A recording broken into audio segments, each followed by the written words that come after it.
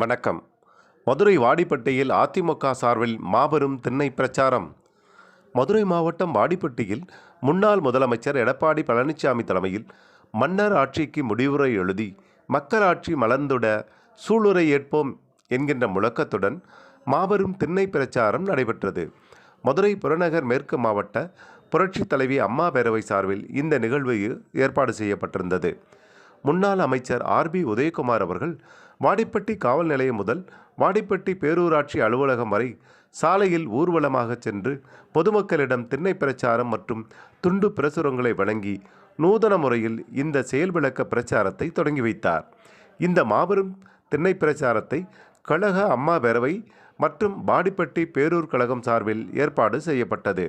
இந்த நிகழ்ச்சியில் வாடிப்பட்டி பேரூர் கழக செயலாளர் அசோக்குமார், வாடிப்பட்டி முன்னாள் சேர்மன் ராஜேஷ் கண்ணா, ஒன்றிய செயலாளர் காளிதாஸ், முன்னாள் சட்டமன்ற உறுப்பினர் மாணிக்கம், கருப்பையா, ஐ மகேந்திரன், ஒன்றிய செயலாளர் அரியூர் ராதாகிருஷ்ணன், கொரியர் கணேசன், ரவிச்சந்திரன், மாவட்ட மகளிர் அணி செயலாளர் வழக்கறிஞர் லட்சுமி, மாவட்ட மகளிர் அணி துணை செயலாளர் சாந்தி, கழக அம்மா பேரவை மாவட்ட செயலாளர் மனோகரன், வழக்கறிஞர் குருவித்துறை காசி மற்றும் ஒன்றிய கிளை பேரூர் கழக நிர்வாகிகள் பலரும் திரளாக கலந்து கொண்டனர். திண்ணை பிரச்சாரத்தில் பேசிய முன்னாள் அமைச்சர் ஆர்பி உதயகுமார் அவர்கள் ஆளும் திமுக கட்சிக்கு எதிரான பல்வேறு குற்றச்சாட்டுக்களை மக்களிடையே எடுத்துரைத்தார்.